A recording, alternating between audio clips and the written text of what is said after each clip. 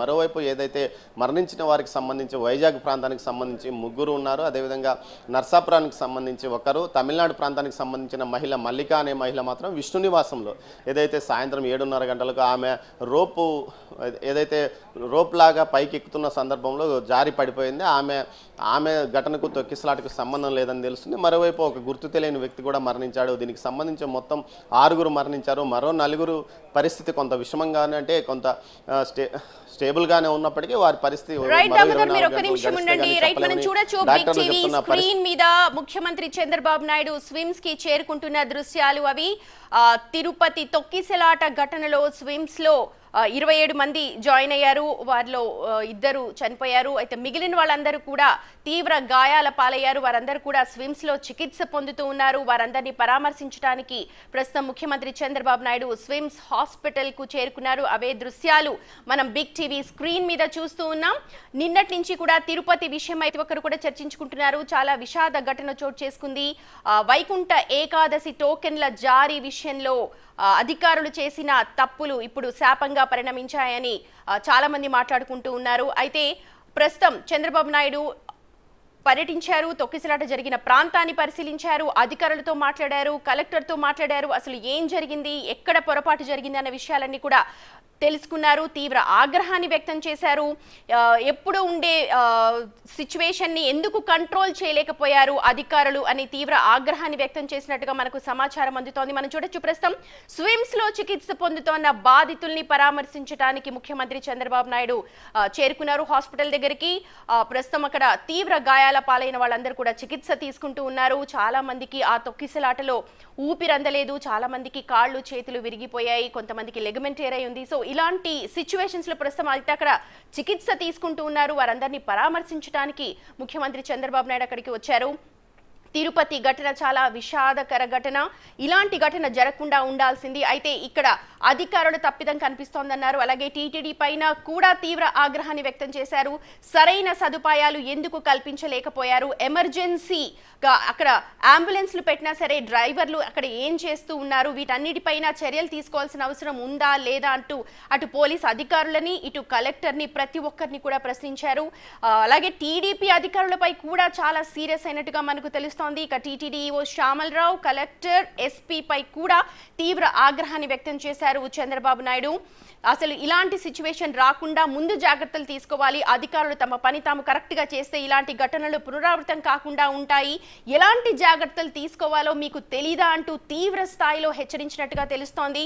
అలాగే ఇలాంటి ఘటనలు ఆల్రెడీ గతంలో కూడా చోటు చేసుకున్న సందర్భాలు ఉన్నాయి కాబట్టి వాటి నుంచి మీరు ఇంకా పాఠాలు నేర్చుకోలేదా, ఎక్కడ తప్పు జరిగింది అన్నది లిఖిత పూర్వకంగా రాసి ఇవ్వాల్సిందిగా కూడా అధికారులకు చెప్పినట్టుగా మనకు తెలుస్తోంది. విధుల్లో ఉన్న అధికారులు ఏం చేస్తున్నారు, ఆల్రెడీ గతంలో చేసిన అధికారులు కూడా ఉన్నారు. ఇలాంటి సందర్భాల్ని హ్యాండిల్ చేసిన వాళ్ళు మీకు సూచనలు ఇవ్వలేదా అన్నారు.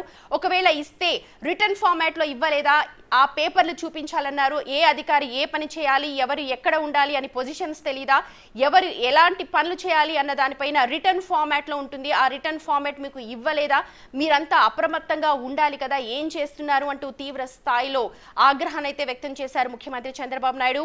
అధికారుల నిర్లక్ష్యాన్ని ఇక్కడ మాట్లాడారు. అధికారుల నిర్లక్ష్యం వల్లే ఇవాళ భక్తులు ప్రాణాలు కోల్పోయారన్నారు. ప్రస్తుతం అయితే మనం చూడొచ్చు, డోర్స్ క్లోజ్ చేస్తున్నారు స్విమ్స్ లో. లోపల ముఖ్యమంత్రి చంద్రబాబు నాయుడు తిరుపతి తొక్కిసలాట ఘటనలో తీవ్రంగా గాయపడిన వారిని పరామర్శిస్తూ ఉన్నారు. నిన్నటి నుంచి కూడా తిరుపతి ఆవరణంతా హాహాకారాలతో నిండిపోయి ఉంది. ఈ ఘటనలో 6 చనిపోయి ఉన్నారు. తిరుపతి తొక్కిసలాట ఘటనపై చాలా విమర్శలు అయితే వస్తూ ఉన్నాయి. ఆ విమర్శలన్నిటికీ ఇప్పుడు సమాధానం చెప్పే పనిలో ఉంది అధికార యంత్రాంగం. పరిస్థితిని ముందే ఎందుకు అంచనా వేయలేకపోయారు అన్నవి మామూలు సామాన్య ప్రజలు అడుగుతున్న క్వశ్చన్.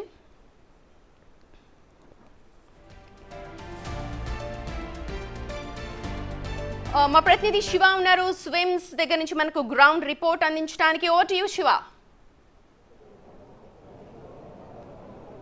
మొత్తం మీద చూసుకుంటే కనుక ఏపీ సీఎం చంద్రబాబు కొద్దిసేపు క్రితమే ఎక్కడైతే సంఘటనా స్థలం జరిగిందో దాన్ని పూర్తి స్థాయిలో కూడా పరిశీలించడం జరిగింది. అలాగే పరిశీలించడంతో పాటు అధికారుల తీరుపై చంద్రబాబు తీవ్ర స్థాయిలో అసంతృప్తి, ఆగ్రహం వ్యక్తం చేశారు. బాధ్యులు సంబంధించి చర్యలు తీసుకోవడంలో అధికారులు నిర్లక్ష్యంగా వ్యవహరించారు. అలాగే ఎవరైతే అక్కడ ఇన్ఛార్జిగా ఉన్నారో డిఎస్పీ విషయంలో కానీ లేకపోతే టీటీడీ ఈఓ విషయంలో కానీ జేఈఓ కానీ వీరంతా పూర్తి స్థాయిలో నిర్లక్ష్యంగా వ్యవహరించి బాధ్యత రహితంగా వ్యవహరించారని చెప్పి చంద్రబాబు అయితే ఆగ్రహం వ్యక్తం చేసిన పరిస్థితి కనిపించింది.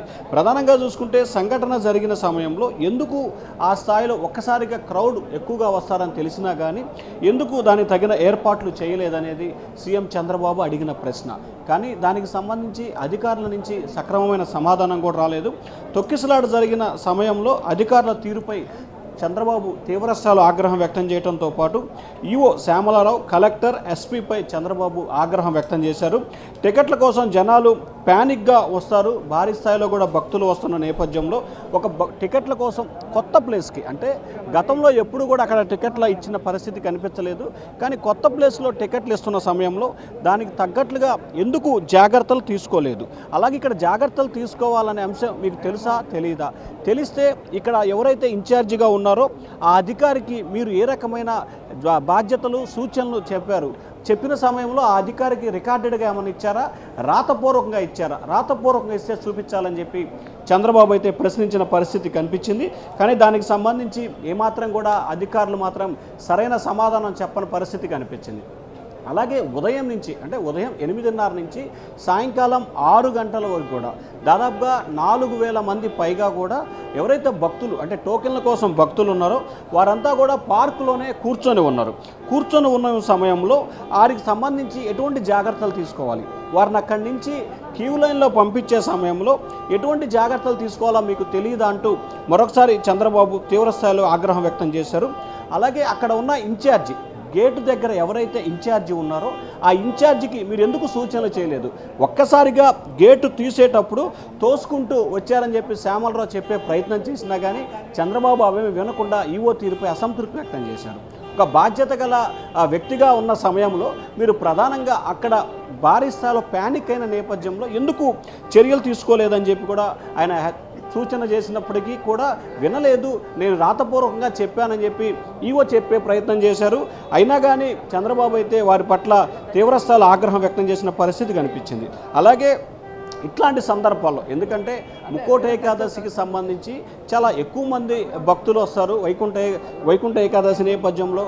ఈ నేపథ్యంలోనే వరుసగా 3 రోజుల పాటు, గతానికి భిన్నంగా 9, 10, 11 3 రోజుల పాటు దాదాపుగా 8 ప్లేసుల్లో 10 కౌంటర్ల చొప్పున 1,20,000 చొప్పున టికెట్ల పంపిణీ కేటాయించిన సమయంలో ఇది పెద్ద కౌంటర్ అయినప్పుడు ఇక్కడ ఎందుకు తక్కువ మందిని సిబ్బంది నియమించారు, ఎందుకు తక్కువ మంది పోలీసులు ఉన్నారు అనే దానికి సంబంధించి కూడా చంద్రబాబు ప్రశ్నల పరంపరనైతే కొనసాగించారు. అయితే అన్ని సూచనలు చేశామని చెప్పి ఈఓ, కలెక్టర్, ఎస్పీ చంద్రబాబుకు చెప్పే ప్రయత్నం చేశారు. కానీ మీరు చెప్పిన సూచనలు ఏవి కూడా ఇక్కడ ఆచరణలోకి రాలేదు. నిజంగా మీరు చెబితే రాతపూర్వకంగా ఎందుకు ఇవ్వలేదు, రాతపూర్వకంగా ఇస్తే చూపించమని చెప్పి చంద్రబాబు ప్రశ్నిస్తే ఒక్కసారిగా ఈవో మాత్రం నీళ్లు నమిలిన పరిస్థితి స్పష్టంగా కనిపించింది. కానీ ఈ స్థాయిలో జరిగిన ప్రమాదాలు జరిగినప్పుడు అప్రమత్తంగా వ్యవహరించాల్సిన పరిస్థితి ఉంది. కానీ ఏమాత్రం కూడా జాగ్రత్తలు తీసుకోకుండా అధికారులు నిర్లక్ష్యంగా వ్యవహరించారని చెప్పి చంద్రబాబు అయితే అధికారుల తీరుపై అసంతృప్తి వ్యక్తం చేశారు. ప్రధానంగా పద్మావతి పార్కులో గేట్ తీసేటప్పుడు డిఎస్పీ సక్రమంగా పట్టించుకోలేదు అనే ఒకే ఒక వివరణ మాత్రం నిరంతరం, అంటే చంద్రబాబు మాట్లాడిన ప్రతి అంశానికి కూడా ఈఓ కానీ లేకపోతే పోలీసు ఉన్నతాధికారులు కానీ కలెక్టర్ ఎంతప్పటికీ డిఎస్పీ సక్రమంగా వ్యవహరించలేదు అనే ఒకే ఒక కారణం చెప్తున్నారు తప్ప ఎందుకు ఆ డిఎస్పీ సక్రమంగా వ్యవహరించలేదు, డిఎస్పీకి ఎందుకు ఆ స్థాయిలో మీరు సూచనలు చేయలేదు అనేది చంద్రబాబు అడిగిన మనం చాలా విషయాలను చూస్తే ప్రతి ఒక్కరు కూడా ఒకరి మీద ఒకరు తోసుకునే ప్రయత్నం చేస్తున్నారు. కానీ అధికారులు కానీ లేకపోతే పోలీసులు కానీ అక్కడ తమ పని తాము సద్వినియోగం, అంటే కరెక్ట్ గా చేసి ఉంటే ఇలాంటి ఘటన పునరావృతం కాకుండా అయ్యే ఉండేది అనే కదా ఉద్దేశం చంద్రబాబు నాయుడు క్వశ్చన్స్ అన్ని రేస్ చేయడానికి కూడా. అంటే ప్రధానంగా అదే తిరుమల తిరుపతి దేవస్థానం చరిత్రలో ఎప్పుడూ కూడా ఇటువంటి పరిస్థితి ఉత్పన్నం కాలేదు. ఒకరు కాదు ఇద్దరు కాదు దాదాపుగా 6 చనిపోవటం, 40 మంది గాయాలైన పరిస్థితి కనిపించింది. సో ఎప్పుడు జరగని రీతిలో ఇప్పుడు జరిగిందంటే ఖచ్చితంగా పోలీస్ శాఖ, అలాగే తిరుమల తిరుపతి దేవస్థానం, ఇంటెలిజెన్సు, టీటీడీ విజిలెన్స్, రెవెన్యూ ఈ శాఖల సమన్వయ లోపం పూర్తి స్థాయిలో కొట్టుకొచ్చినట్టు కనిపించింది.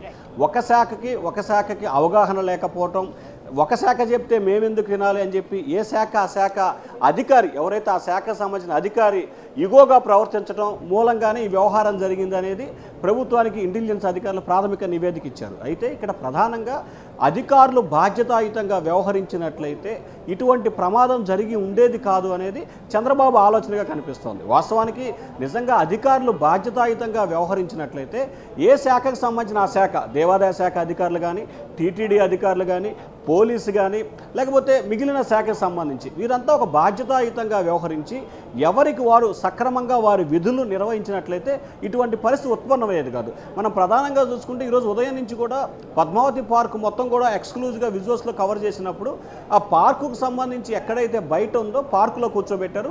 అక్కడి నుంచి బయటికి రావడానికి కిలోమీటర్ పైగా కూడా ఎల్ ఆకారంలో కూడా క్యూ లైన్ ఉంది. ఆ తర్వాత రామానాయుడు స్కూల్ లోపలికి వెళ్ళిన తర్వాత లోపల క్యూ లైన్కి సంబంధించి కూడా ఇట్లా మామూలుగా చైన్ సిస్టమ్ మాదిరిగా కూడా దాదాపుగా 15 క్యూ లైన్లు అక్కడ ఒకదాని తర్వాత ఒకటేసారు. ఆ తర్వాత ఆ 15 క్యూ లైన్లు దాటుకొని లోపలికి వెళ్ళిన తర్వాత టోకెన్లు ఇచ్చేందుకు 10 కౌంటర్లు ఉన్నాయి. అంటే ఒక వ్యక్తి ఆ టోకెన్ తీసుకోవాలంటే 4 నుంచి 5 గంటల సమయం పట్టే అవకాశం కనిపిస్తూ ఉంది. అప్పటికే దాదాపుగా 6 నుంచి 8 గంటల సమయం అక్కడ వేచి చూశారు. సో చిన్నపిల్లలు ఉంటారు, వృద్ధులు ఉంటారు, మహిళలు ఉంటారు, కొంతమంది అనారోగ్యం కారణంతో బాధపడేవారు ఉంటారు. కానీ వారికి సరైన సౌకర్యాలు, తాగటానికి నీరు కానీ, మంచినీళ్ళు కానీ, తినటానికి ఆహారం కానీ లేని పరిస్థితి. సో ఈ నేపథ్యంలోనే కొంతమంది సొమ్మజిల్లిపోయి పడిపోయిన పరిస్థితి కనిపించింది. ఆ పడిపోయే పరిస్థితుల్లోనే వారికి రక్షణగా నిలవాలని ఒక ప్రయత్నంలో భాగంగానే డిఎస్పీ గేట్ తీశారనేది మరొక వాదనగా వినిపిస్తుంది.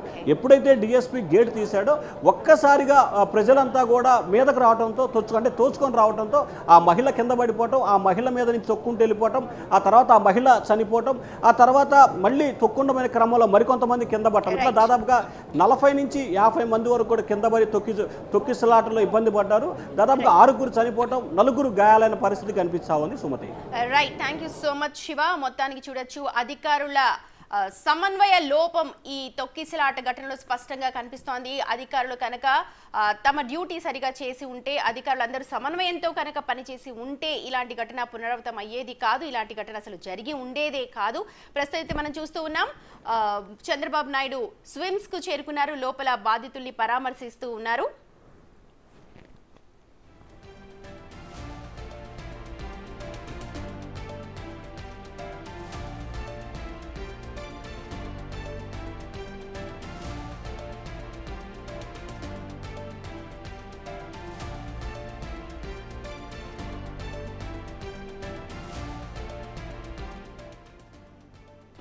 వైకుంఠ